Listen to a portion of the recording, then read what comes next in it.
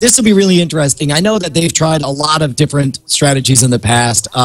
This is so far and I mean this purely from a marketing and branding perspective. It's so far of what I perceive their core competency. I'll be really interested to see how they pull this off, or if anyone says, "Let me go to the HP Cloudland for my apps." Also, they mentioned that WebOS HP Touchpad coming in June. It looks like there's a leak from a retailer that might be coming for $500 in June. They'll have WebOS for PC. Remember, they're going to put WebOS on all of their Windows machines that they sell as a kind of a top layer. And that PC beta will definitely be out by year's end. They plan to ship 100 million WebOS devices this year, including tablets like the touchpad, phones like the PCs, and printers with WebOS as well. How does the WebOS stack up against Android? In what way? Well, I mean, as far as robustness, as far as ease of use or whatever. Because here's what I'm wondering: is if I'm a developer right now, I only have to make my product twice. I only have to make it once for iOS, and then I make it again for Android.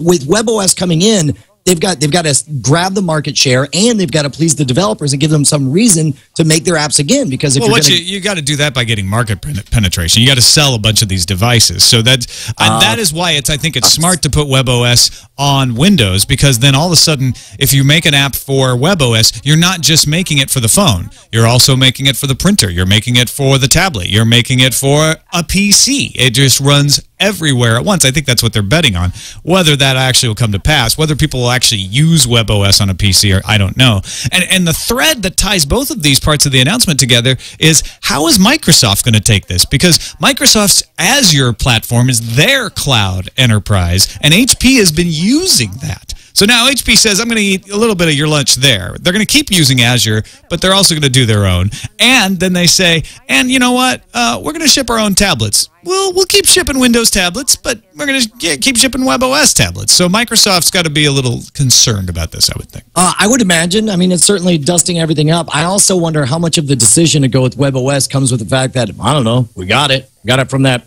Palm thing that we did a while back. We're sitting on it. Well, that's why but that's also why they bought Palm. They're like, they didn't buy Palm so that they could lose money on the pre. They bought Palm to get WebOS. They're like, that was what they were after, and now they got to make it pay for itself.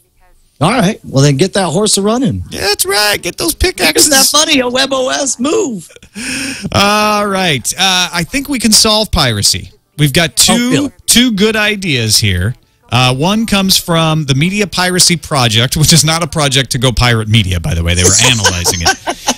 It's three guys in a dorm room for the Media Piracy Project. I know how to legitimize us. Let's give us a name. The Media Piracy Project is not that. The Media Piracy Project comes from the Social Science Research Council. They're a sociology think tank. They've been around since the 20s. They did a 3-year study into media piracy in emerging economies, concentrated on countries like Russia, Mexico, and India, and essentially found out that all of this stuff about suing people, making it illegal, arresting folks, none of that works.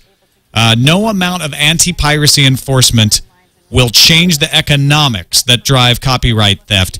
You've got to make things cheaper. They cite the example of Russia, where legal versions of The Dark Knight sell for $15, which is roughly the same price you'd pay in the United States. But because wages are so much lower in Russia, that price represents a much higher percent of a consumer's income, the equivalent of selling The Dark Knight for $75. Pirate versions can be obtained for less than a third of that price, so boom, you go and you get the pirate version. Right. Well, and the study also confirms, from a sociological standpoint, these countries where piracy is rampant are no less moral. They're no more likely to actually steal something or kill other people or whatever. It's just a case where the economics of the situation are such. I mean, here in America, try on for size. Imagine every piece of media